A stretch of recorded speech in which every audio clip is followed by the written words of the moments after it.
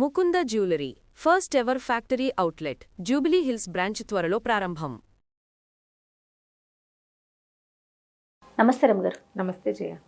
రమ్మగారు, వెండి, బంగారం, ఇత్తడి వస్తువుల్ని క్లీన్ చేసుకోవటం ఒక్కొక్కరం ఒక్కొక్క పద్ధతిని ఫాలో అవుతూ ఉంటాం. పాతకాలం పద్ధతులు కొన్ని ఉంటాయి. ఇంట్లో మీరు ఏం చేసేవారు? ముందు ఇత్తడి గురించి మాట్లాడుకుందామండి. ఎందుకంటే దేవుడి దగ్గర పెట్టేటప్పుడు ఇత్తడి సామాన్లు, కుందులు అవి ఉంటాయి కదా, వాటిని ఎలా చేసేవారండి? ఇప్పుడు కూడా చేస్తాను జయ. నేను అదే పాతకాలం కాదు, ఇప్పుడు కూడా అంటారా? ఇప్పుడు కూడా నా కుందులు ఇత్తడివే. నేను వెండి కుందులు రోజు వారడి వాడినాం. ఒక 6 ఇత్తడి కుందులు ఉన్నాయి ఈ సైజువి. 6 పెడతారా? 6 పెట్టను. జత జత తోముతూ ఉంటాం, వెళ్తూ ఉంటాయి. అలా 5 వెనక్కుంటే ఒకటి వెళ్తుంది. అది తోమాక మళ్ళీ అలా లైన్గా వస్తూ ఉంటాయి కుందులు. ఇత్తడి కుంది కింద రాగి ప్లేటు. రోజువారీ వెండి కుందులో దీపం పెట్టేది అసలు లేనే లేదు. అసలు పెట్టుకుంటారా రమ్మగారు? రోజువారీ వెండి దీపంలో పెడతారా? పెట్టుకుంటారు. అట్లా ఉంది అవకాశం. నేను ముందు వెండే పెట్టుకునే వాళ్ళం. ఇత్తడి కుందులు వచ్చాక నాకు ఇవి హాయిగా ఉన్నాయి. క్లీనింగ్ అది సుఖంగా ఉంటుంది. వెండికి చిన్న చిన్న ఇవి ఉంటాయి కదా, డిజైన్లు అవన్నీ చిరాకు వాటిని తోమటం. అందుకని నాకు హాయిగా ఉంది. ఇత్తడి దాంట్లో పెట్టిన చక్కగా బంగారం లాగా మెరుస్తూ ఉంటుంది. నేను చింతపండు, ఉప్పు వేసి తోముతాను జయ. రాగి ఇత్తడి పాత్రలు, నా దేవుడి పాత్రలు అయితే చింతపండు. పాత చింతకాయ పచ్చడి ఒకటి ఉంది నా దగ్గర. ఇప్పుడు పాత చింతకాయ దీనికి బాగా పాత పడిపోయింది. 3-4 ఏళ్ళది ఇంత ఉండిపోయింది డబ్బాలో. ఉప్పు ఉరిసిపోయింది, ఉప్పు కనిపిస్తోంది. అది తినడానికి మనకేం బీపీలు వచ్చిన తర్వాత ఇంత పెద్దవాళ్ళం అయ్యాక ఏం తింటాం? పిల్లలు ఏమి చింతకాయ పచ్చళ్ళు తినరు, మేమే తినాలి. ఎందుకు వచ్చిందని ఆ చింతకాయ పచ్చడిని జాగ్రత్తగా పక్కన పెట్టుకుని ఇంత చింతకాయ పచ్చడి, ఒక చిటికెడు సబీనా వేసి, సబీనాతో ఏమో ఆయిల్ జిడ్డు పోతుంది. అవునవును, సబీనానే, వేరేదేం నేను వాటల్లా. ఈ చింతపండు దాంతో తోమేస్తాను. మా సత్యవతి కూడా నా ఇతర గిన్నెలు, అన్నం వండుకునే గిన్నెలు ఉన్నాయి కదా, అది ఇంత గిన్నె ఒకటి, ఇంత గిన్నె ఒకటి, పెద్దవి పులుసు గిన్నెలు 2.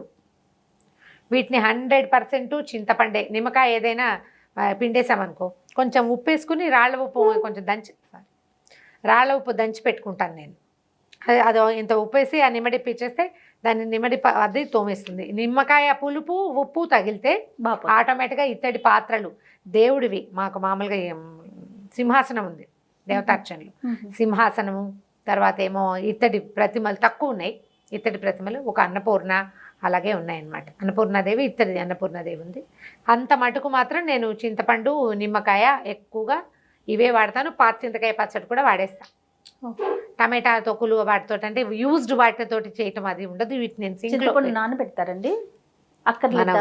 ఎందుకు పులుసులోకి, సాంబార్లోకి చింతపండు ఇస్తామా, ఆ చింతపండు పక్కకు పెడతా. ఆ ఉన్న పులుపు వీటికి సరిపోతుంది. ఇత్తడి గిన్నెలు తోముకోవడానికి కూడా అదే పంధ. అంతకంటే పెద్ద వ్యవహారం ఏమి ఉండదు. ఇత్తడి పాత్రలు, ఇత్తడి దేవుళ్ళు అన్నిటికీ కూడా. దీనికి మళ్ళీ ఈ పీతాంబరిలో అవి తెచ్చుకుంటే ఈ వేళ్ళన్నీ ఒక రకంగా అయిపోతాయి జయ. నాకు ఇష్టం ఉండదు అవి వాడడం. నేను వీటితోటే చేస్తా. వీటికి ఏం చేస్తానంటే టూత్పేస్ట్లతోటి బ్రష్లు ఫ్రీ వస్తుంటాయి, ఆ బ్రష్లు వాడడం, వాటిని జాగ్రత్తగా పెట్టుకుంటాను.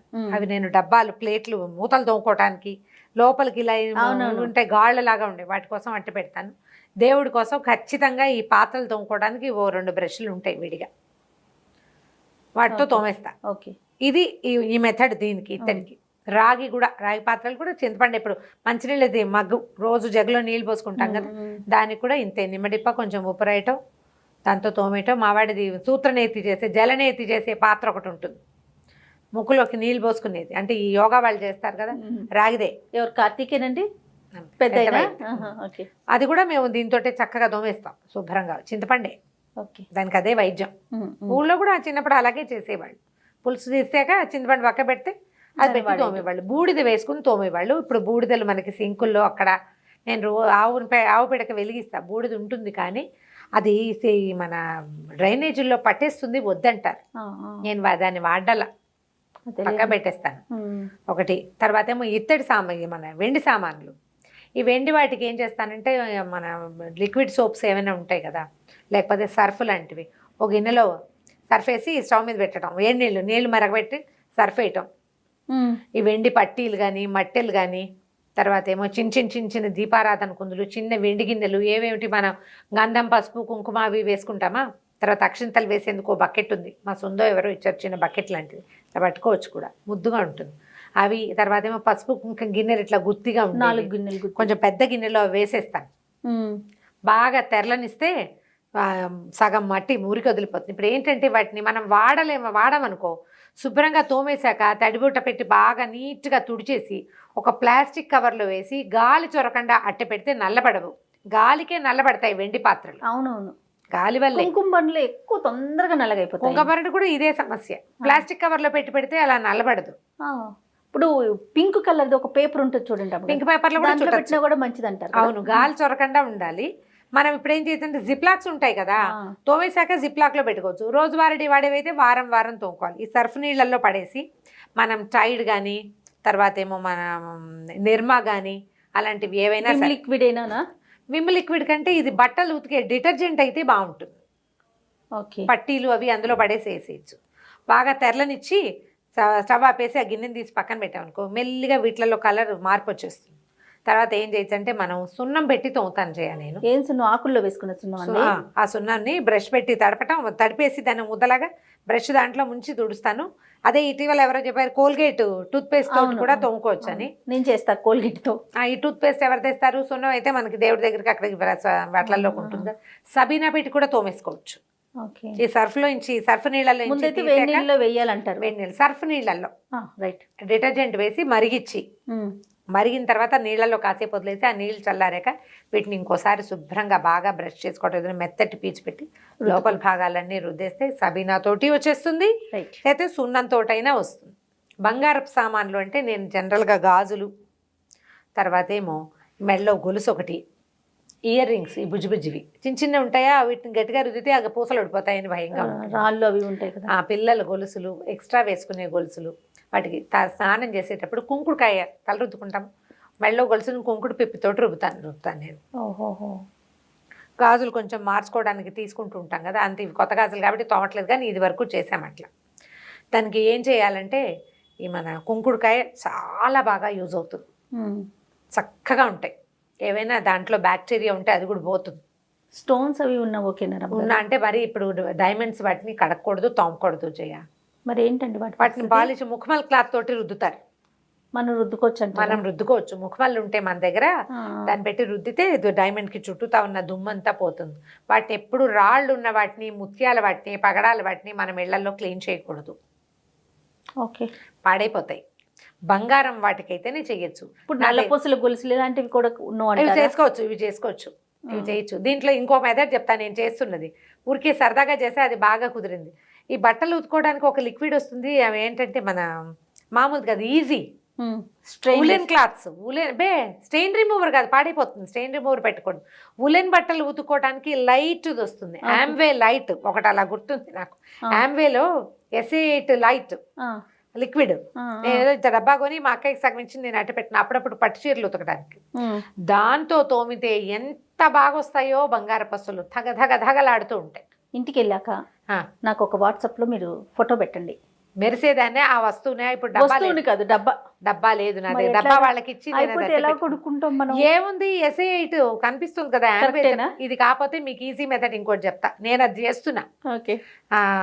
ఇప్పుడు విప్రోవి అవి మనకి బట్టలు వాషింగ్ లిక్విడ్స్ వస్తున్నాయి కదా, అవి లైట్ లిక్విడ్స్, చిన్న ఫ్రాగ్రెన్స్ ఉంటుంది, అందులో డిటర్జెంట్ ఎక్కువ ఉండదు. అవునవును, వాటితో తోమి చూడండి. దీనికి కూడా ఒక బ్రష్ మనకు బట్టలు తోమినట్టు ముద్దుగా పాపాయిని తోమినట్టు తోమండి. ఆ నీళ్ళలో కాసేపు నానబెట్టడం, తర్వాత చక్కగా బ్రష్ చేసేయటం. ఆ సందుల్లో ఆ బట్టలలో చేరిన మన పౌడర్లు, మనం రాసుకున్న క్రీములు, పర్ఫ్యూమ్లు, మన ఒంటి చెమట, మురికి, సబ్బు ప్రతిరోజు మెడలో నెత్తి మీద నీళ్ళు పోసుకుంటుంటామా, అదంతా పట్టేస్తుంది కదా.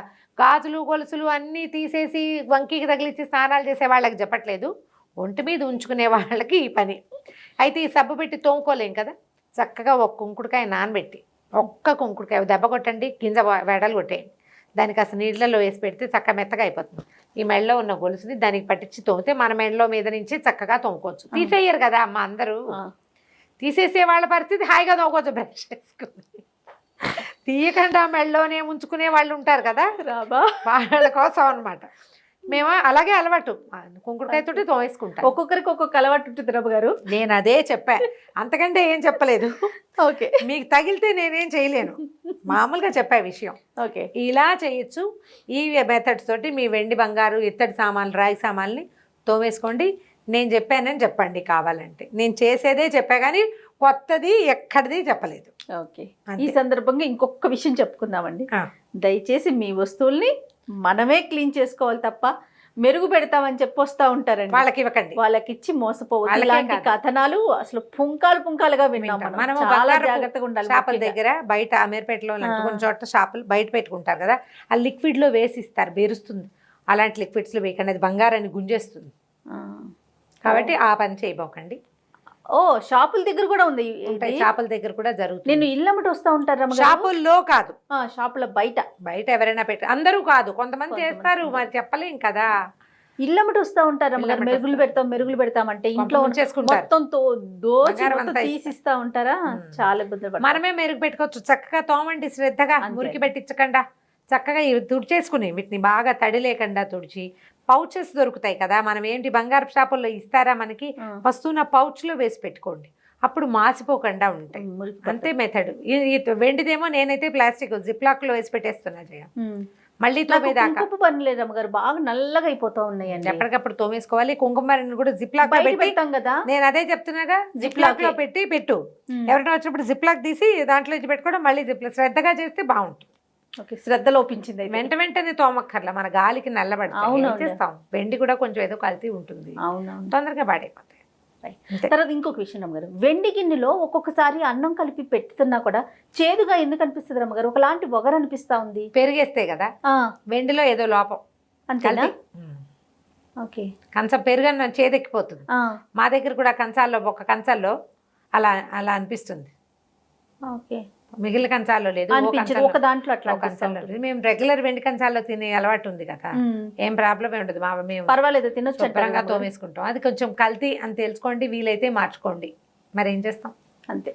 లేకపోతే ఎప్పుడైనా అకేషనల్ గా మాత్రమే వాడుకోండి, రోజు తినకుండా. మార్చలేమనిపిస్తే. ఓకే రమ్మగారు, నమస్తే. నమస్తే.